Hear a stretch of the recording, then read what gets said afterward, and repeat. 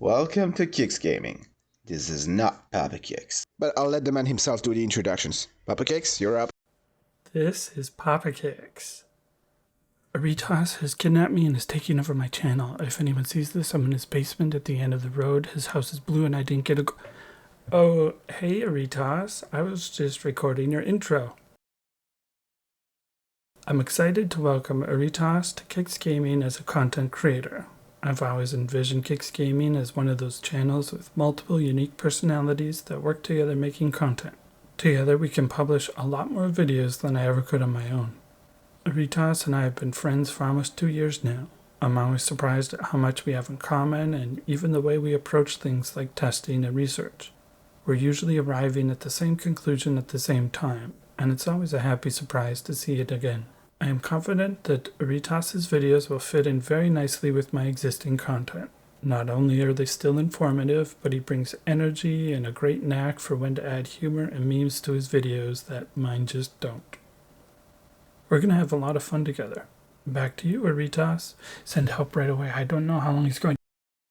Thank you, Papa Kicks, for the introductions. Now that this is out of the way, this is the first of a probably 4-part video where I'm going to attempt soloing the Yeti dungeon wearing only Kraken epic gear. Now, a quick disclaimer, this is not a guide video series because all my hunters are awakened, therefore you cannot replicate what I'm doing here. If you're struggling in Yeti right now, there's a very high chance all your hunters are not awakened. Enough chit chat, let's get started. It's time to kick off this video. As you can see, I'm starting the run solo immediately using Minotaur. Now, Minotaur is actually a perfect example of what I meant when I said don't try to replicate this. Now, why does his awakening make him great? Well, Mino Smash. His awakening spawns rocks whenever he smashes the floor with his passive bar full, dealing tons of damage. As you can see, he one-shot mobs from the get-go. The reason I'm not using him later is that the tentacles don't really synergize well with his awakening passive anymore. Notice I'm saying anymore because it used to have a very good synergy with his normal passive before the awakening, because you could smash the floor, spawn tentacles and then run around, and then as your charge fills up, your tentacles deal more damage. But his awakening doesn't really synergize well with Kraken set.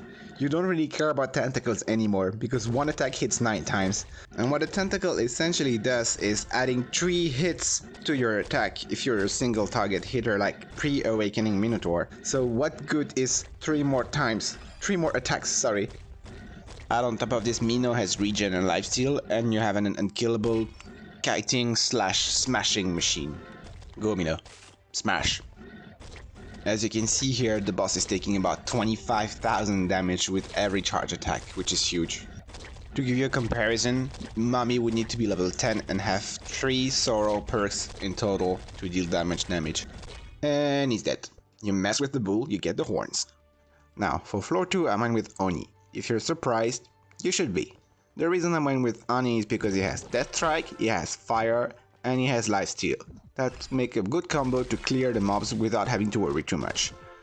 But that's not all of it. Just watch the video and wait for it, really. One thing that you should know about Oni is that his special perk actually has a cap. You cannot get more than 10 stacks of fire per hit naturally, meaning an explosion with every hit. I bet you didn't know that yet. T. What happened? I blinked. Can we watch again? Oh wow. Okay. Dead. Now for floor 3 I went with Ninja, because Ninja is a pretty solid pick. He has dodge, he has death strike, he has distance, and he has a very good synergy with Kraken set. But most importantly, he has tons of damage. I'm gonna speed this one again a little bit. There's not much more to say about it. His gameplay is pretty straightforward, and yeah, it's a bit boring. Imagine having this much distance and still standing behind a pillar. Good job, Aritas. Good job. Well, at least the boss gave me a good run for my money. Now for floor 4, my initial idea was to go with either Huntelisk or Mad Doctor or Plague Rat and cheese the boss on the healing pad. Until I remembered someone else can do it. In a more, let's say, fair way. I'm gonna speed this one up a fair bit because this is gonna get long. Trust me.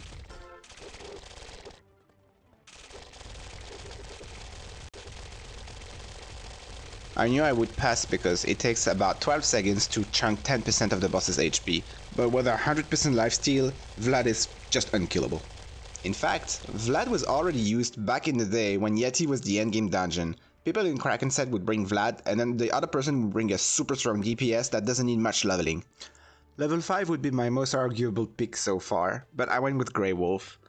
Very simple. I thought I had regen on and I forgot to turn it back. Yes, I excluded it. When farming with Grey Wolf, this is something you could use actually in Chaos Dungeon Yeti as well. You want to gather some mobs, run around, and then once they're packed together or following each other nicely, just throw a few tornadoes on the closest mobs and then position yourself so that the tornado is in between you and the mobs. They will all just run into the tornado and die. Another good thing to note about Grey Wolf is he falls a bit under the same category as Minotaur. Don't try this if he's not awakened. His awakening skill does two things. The first one is basically a multi-shot. You spawn 2 tornadoes instead of 1 with every attack. Note that it also means he spawns 2 tentacles with every hit. And finally, it removes the cap of how many tornadoes Grey Wolf can have active at the same time. So this is just going to be a very simple DPS check. I'm not gonna bother kiting much. I'm just gonna stand there, hit the bot with everything I've got, and pray that it goes well. Yep, we're gonna end with a very unskilled ending. Sorry for that. But you'll see, it gets better. Double KO! And this concludes the first part of this series. So if you like this video, please give it a thumbs up and subscribe to Kicks Gaming if you haven't yet. I definitely won't see you tomorrow, but probably next week. Peace out.